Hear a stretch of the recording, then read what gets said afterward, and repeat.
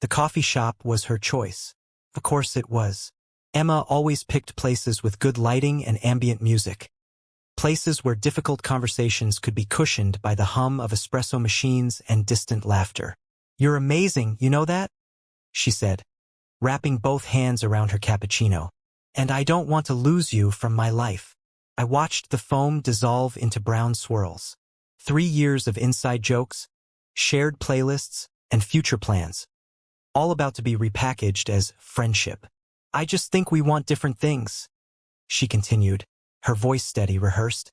"You're always talking about traveling, living nomadically, and I need stability. I got that promotion and I can't just leave everything behind. We're going in different directions." She was right, technically. I had been talking about travel, about breaking free from the cubicle that was slowly suffocating me, about seeing mountains that touched clouds and cities that never slept. But I'd always imagined her next to me in those daydreams. "I understand," I heard myself say. The words came out smooth, almost proud. No begging, no tears, no desperate promises to change. Just pure, dignified acceptance. Her shoulders relaxed. "I'm so glad you get it. This is why I love you. Why I'll always love you. You're so mature about everything." Love, present tense. As if it still meant something. "We can still be friends, right?" Her eyes searched mine, looking for absolution.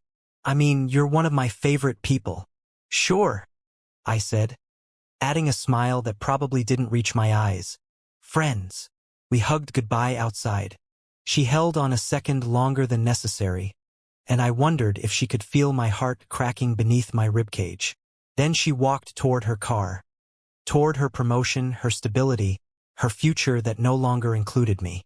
I sat back down at our table and stared at her half-finished cappuccino. The barista gave me a sympathetic look. Apparently, I wasn't the first person to get dumped here. My phone buzzed. A notification from YouTube, some travel vlogger I'd subscribed to months ago. He was in Thailand, jumping off waterfalls, laughing with strangers who'd become friends, living the life I'd only talked about. And then it hit me. A strange, reckless clarity. She'd given me permission to leave. Maybe not intentionally, but she'd cut the last rope tethering me to this city, this job, this carefully constructed life that was never really mine. I opened my laptop right there in the coffee shop and searched for one-way tickets. My savings account had $8,000. Money I'd been setting aside for a ring I'd never buy now. It could also buy a plane ticket to Bangkok, a hostel bed, and enough runway to figure out the rest. My cursor hovered over purchase. 3 years of safe choices versus one reckless leap. I clicked. The confirmation email arrived instantly. Departure, 2 weeks. My hands trembled as I closed the laptop. What the hell had I just done? But underneath the fear, something else stirred.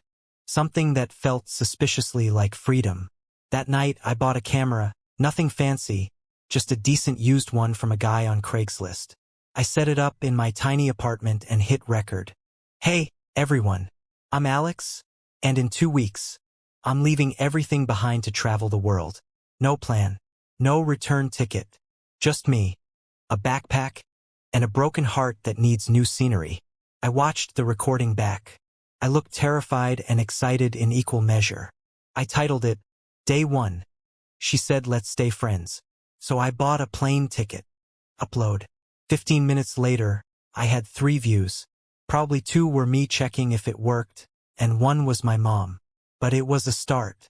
Some journeys begin with a destination in mind. Others begin with an ending. Mine began in a coffee shop, with a graceful goodbye and a one-way ticket to anywhere but here. The 2 weeks before departure crawled by like wounded time. I quit my job via a professionally worded email that barely concealed my relief. My manager called me brave and foolish in the same breath. My coworkers threw a half-hearted happy hour where everyone seemed more uncomfortable than celebratory. They kept asking what my plan was, as if anyone ever truly has one. Emma texted twice. First, "Heard you quit? Everything okay?" Second, "You're not doing something crazy because of us, right?" Past tense wrapped in present concern. I didn't respond to either message. What was I supposed to say? "Don't worry, My life-altering decision is only 60% about you? Instead, I posted video number 2. Selling everything I own. What stays, what goes, what never mattered. I filmed myself going through my apartment like a ruthless archaeologist. The guitar I never learned to play, sold. The expensive coffee maker Emma bought me for Christmas, sold. The framed photo of us at her sister's wedding. Face down in a drawer, not quite ready to sell or throw away. The comments on that video surprised me. Bro, I felt this. Sometimes you gotta burn it all down to rebuild. This is either the bravest or dumbest thing I've ever seen. Subscribed. Day 12 since my breakup. Watching this instead of texting her. Thanks, man. 27 subscribers. Not viral by any measure, but 27 strangers who cared enough to click a button. Video 3 came from the airport. The last morning. Thoughts before takeoff. I sat in the terminal at 5 a.m., backpack at my feet, boarding pass on my phone. The fluorescent lights made everything look suspended in unreality. I don't know what I'm doing, I told the camera honestly. Everyone keeps asking for my itinerary, and I don't have one. I have a hostel booked in Bangkok for 3 nights, and after that, I shrugged. I guess I'll figure it out. That's the point, right? To figure it out. My phone buzzed. Emma's name lit up the screen. I almost didn't answer. Alex? Hi. Sorry, I know it's early. I heard you're leaving today. Yeah. Plane boards in an hour. Silence stretched between us, filled with everything we weren't saying. This is really because of the travel dreams, right? Not because, Emma, does it matter? More silence. I hope you find whatever you're looking for, she said finally. I hope you enjoy your promotion. We hung up without saying goodbye. We'd already said goodbye. This was just the echo. The flight attendant's voice crackled through speakers. Now boarding all passengers for Bangkok. I grabbed my backpack. Everything I owned condensed into 40 liters, and joined the line of people walking toward departure gates, toward new time zones, toward lives that would never be the same. The woman in front of me had a worn travel journal covered in stickers. The man behind me was arguing with someone on the phone in rapid Spanish. We were all leaving something behind. 17 hours later, I stumbled into Bangkok's humid embrace. The air tasted like street food and diesel and possibility. The hostel was cheap and chaotic. Bunk beds filled with Australians, Germans, and a Canadian girl who'd been traveling for 8 months. First time in Asia? She asked while I struggled with the locker. First time anywhere, really? She grinned. Oh, you're in for it. Best kind of disaster. That night, I posted from a rooftop bar where beers cost less than coffee back home. The city sprawled beneath me, a sea of lights and noise and beautiful chaos. Day 1 in Bangkok. I have no idea what I'm doing, and it's perfect. I talked about the taxi driver who didn't speak English but somehow got me to the hostel. The street vendor who charged me double because I looked lost. The view from this rooftop that cost 80 baht and felt priceless. 53 subscribers by morning. Video 5. Temple hopping and getting lost. My kind of therapy. I wandered through Wat Pho with the camera, talking about how you can walk through something beautiful and still feel the ache of what you left behind. How healing isn't linear. It's more like being lost in a foreign city, taking wrong turns that somehow lead to exactly where you needed to be. One comment stopped me cold. Your ex is missing out. Keep going. But it was the username that made my breath catch at Emirates. She was watching. 3 weeks in Thailand, and my subscriber count broke 1,000. It wasn't just numbers, it was proof that heartbreak could be transformed into something tangible. Every view was a small vindication. Every comment a reminder that moving forward looked good on me. I'd fallen into an accidental rhythm. Wake up in a new hostel, film the morning chaos, explore until my feet hurt, capture everything raw and unfiltered, edit in crowded cafes with spotty Wi-Fi, upload before midnight, and watch the numbers climb while I slept. The algorithm's favorite heartbreak. How I went from dumped to 1K subs. That video hit different. I was sitting on a beach in Koh Phi Phi, golden hour painting everything in cinematic warmth. I talked about how Emma had been right, we did want different things. She wanted guarantees, and I'd become someone who thrived in uncertainty. The comments section became a support group. Week 3 post-breakup. This helped more than therapy. Plot twist. Your glow-up is his revenge. She's definitely watching these. They always do. And she was. Emma didn't comment anymore, but I could see her username in my analytics. She'd watched every video, some twice. The thought should have felt like victory, but mostly it just felt strange. My phone buzzed one morning. A DM from her. Emma, your videos are really good. I mean it. You seem happy. I stared at the message for 20 minutes. My thumbs hovered over the keyboard a dozen times, typing and deleting responses. I am happy. Too defensive. Thanks for watching. Too friendly. Are you? Too needy. Finally, I just didn't reply. Some conversations are better left in read receipts. Instead, I posted, 5 things breaking up taught me about breaking free. Northern Thailand became my reset button. Chiang Mai's temples and coffee shops felt like a place to exhale. I interviewed other travelers. A German guy who'd left a law career. A Brazilian woman traveling solo after her divorce. An Australian couple who'd sold everything to live on the road. Everyone's running from something or toward something. The Brazilian woman said on camera. Sometimes it's both. That clip went viral. 50,000 views in 3 days. My subscriber count hit 5,000. Brands started reaching out. A backpack company offered free gear for a mention. A hostel chain wanted me to stay at their properties and film. It wasn't much money yet, but it was enough to keep going. From heartbreak to income, how travel changed everything. Emma watched it within an hour of upload. She sent another DM. This is amazing. Really. I'm proud of you. Those words sat heavy on my screen. Proud of you. The participation trophy of emotional responses. The thing you say when you want credit for someone's success without having supported the journey. I opened the message, let her see the read receipt, and closed Instagram without responding. That night, I planned my next video. I'd been avoiding it, but the narrative needed it. The question everyone kept asking in comments. Do you still think about her? I set up the camera on a balcony overlooking Chiang Mai's night market. The city hummed below, alive and indifferent to anyone's heartbreak. Yeah, I think about her, I told the lens honestly. But here's the thing, I think about her less every day. And when I do think about her, it's not with sadness anymore. It's more like gratitude. She freed me. She ended something I was too scared to leave. I paused, choosing my next words carefully. Someone asked if I'd take her back if she wanted to try again. Honestly, I don't know who that version of me was anymore. I'm not who I was 3 months ago. I'm not even who I was yesterday. And that's the whole point. Upload. The comments poured in.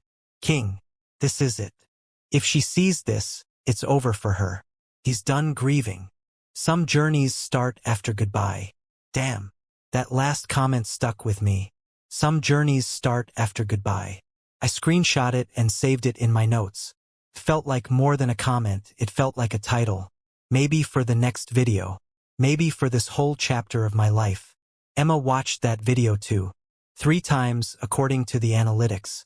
This time, she didn't message. And honestly, that felt like progress. Nepal changed everything. I'd been traveling for 4 months when I arrived in Kathmandu. 4,000 miles and 10,000 subscribers between me and that coffee shop conversation. The city was chaos incarnate. Prayer flags snapping in mountain wind, motorbikes weaving through narrow streets, and the Himalayas looming in the distance like a promise. Everest Base Camp. The trek that tests everything. I wasn't stupid enough to attempt Everest itself, but the base camp trek was calling me. 17 days of hiking through villages that clung to mountainsides, sleeping in tea houses, and pushing my body to altitudes I'd only read about. I hired a guide named Dorj who had a philosophy degree and a smile that could sell enlightenment. You run from something or to something? He asked on day 1, shouldering his pack with practiced ease. Everyone keeps asking me that. Because you have the look. Travelers can hide from many things. Mountains make you be honest. The first few days were deceptively manageable. I filmed everything. The suspension bridges that swayed over river gorges, the yak trains that had right-of-way on narrow trails, the tea house owners who served dalbat and asked where I was from. Subscribers started calling themselves the Heartbreak Hikers. They followed every update, commented on every post, and shared the videos with captions like, "Proof that moving forward is the best revenge." Around 12,000 feet, the altitude hit me like a confession I wasn't ready to make. George noticed me struggling. "Slow down. Breathe. Mountain doesn't care about your schedule." "I'm fine," I lied, camera hanging useless around my neck. "You film everything but feel nothing," he observed. "Maybe time to put camera down." That night in Namche Bazaar, I broke my upload schedule for the first time. No video, just me, a journal, and too much altitude for comfortable thoughts. I wrote, "What if I'm still running? What if Emma was right? And this is all just elaborate avoidance?" The next morning, I filmed something different. Real talk. Am I healing or just running faster? I sat in the tea house, no dramatic backdrop, no clever editing. Just honesty that probably should have stayed in my journal. I think I've been performing recovery, making it look Instagram-worthy. But up here, where the air is thin and there's nowhere to hide, I don't know.